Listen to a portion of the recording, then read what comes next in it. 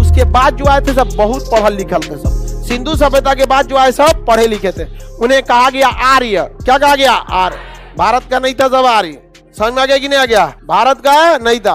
कहां से आया था? मध्य एशिया से आया था। और बहुत पढ़ा लिखल था सब, संस्कृत बोलता था सब फटाफट। अहम गच्छामि, इंडिया में आमी। समझ में आ गया कि नहीं आ गया? संस्कृत बड़ी टफ होता है भाई। हमको मैट्रिक में संस्कृत में बहुत अच्छा नंबर आया था, क्योंकि बहुत मेहनत से 1 महीना तक संस्कृत खूब पढ़े थे। पठती पठत पठावा, और जैसे एग्जाम खत्म हुआ कोशिश करके भूल गए, क्योंकि दिमाग पे मेमोरी बोल रहा था डिलीट सम फाइल, ओवरलोड हो गया था। बड़ी टफ भाषा है संस्कृत, लेकिन देवताओं की भाषा है। अब समझ में आया? देवता की भाषा है तो टफ रहबे करेगा। अगर देवता की भाषा सब बोलने लगेगा तो सब देवता ना हो जाएगा, पैरवी लगा लेगा अपना। तो हम लोग को संस्कृत बहुत टफ है। तो आर्य आए सब, और क्या बोलने लगे सब? संस्कृत बोलने लगा सब। क्या बोलने लगा? संस्कृत बोलने लगा सब। बहुत होशियार था सब। गाय की पूजा चालू कर दिया। क्या पूजा कर लिया? गाय का पूजा। और वेदों की रचना कर दिया सब। ऋग्वेद, सामवेद, यजुर्वेद, अथर्ववेद, वेदों की रचना कर दिया सब। कौन वेद की रचना कर दिया? आर्य। तो बताइए सिंधु के बाद कौन आया सब? सिंधु सभ्यता के बाद आर्य। आर्य पढ़े लिखे थे कि नहीं? पहले हुआ सिंधु, सिंधु के बाद आर्य। आर्य शिक्षित थे, भाषा इनकी संस्कृत भाषा। पुस्तक लिखे सब, क्या नाम हो गया? वेद। क्या हो गया? वेद। कितने वेद हैं? 4। कितने वेद हैं? इन लोगों ने गाय को ज्यादा महत्व देना चालू किया, और गौ पूजा प्रारंभ कर दिया। क्या पूजा प्रारंभ किया? गाय। देखिए गाय से बहुत लाभ भी होता है।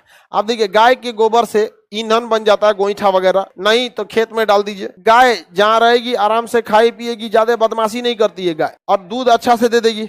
गाय बहुत सीधा होती है, उसको छोटा जानवर भी। नाटुर गाय बड़ी मरखा होती है। समझ में आ गई कि नहीं? हमारी गाय दी नाटू पटक दी थी हम छोटे थे तो गए पटक के फेंक दी दूसरे जगह। कुछ कुछ मरखा होती है सब, सब नहीं। बाकी सब बहुत सीधा होती है सब। गाय बहुत सीधा होती है। तो उस समय और कोई बिजनेस था नहीं। उस समय गाय समझ जाइए शेयर बाजार था, पूरा प्रॉफिट वही था गाय से। और इन लोगों ने किसकी रचना किया? वेद। अतः आर्यों के काल को हम वैदिक काल कहते हैं। आर्यों के काल को क्या कहते हैं?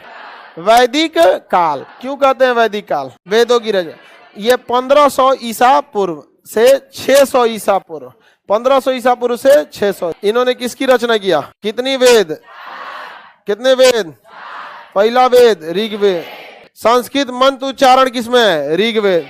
भारतीय समाज की चर्चा ऋग्वेद। शूद्र शब्द की चर्चा ऋग्वेद। जाति व्यवस्था की चर्चा ऋग्वेद। याद रहेगा?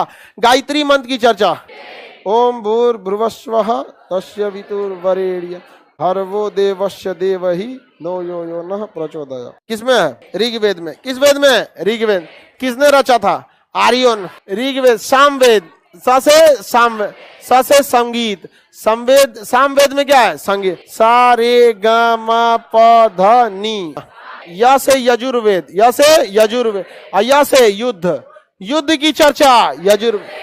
युद्ध से पहले यज्ञ नहीं होता है? नहीं होता जी। सबसे खतरनाक यज्ञ होता था अश्वमेघ यज्ञ। अश्वमेघ यज्ञ कोई यज्ञ नहीं बल्कि एगो अझुराने का तरीका था। कैसे आदमी किसी से लड़ना अझुराना रहता तो जाकर दहिया में लड़ जाता है, कहता ठीक से नहीं चलता है रे, हमें तबातर धो दिया।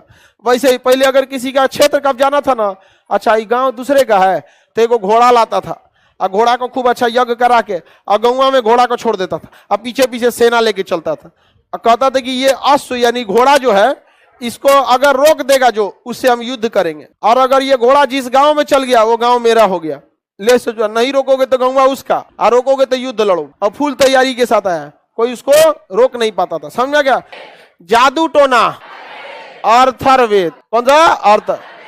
जादू टोना वश में करना। ट्रेन में देखे बाबा रहमानी आपका प्रेम बिछड़ने नहीं देंगे, ट्रेनवा में चिपकैले रहता है सब देखते हैं कि नहीं देखते हैं? तुरंत कॉल करें। ऐसा देखते हैं कि नहीं देखते हैं? वो सब कोने विद्वान है सब समझ आ गया कि नहीं आ गया है? वो कोनो काम लायक नहीं होता है सब किसी काम का नहीं होता।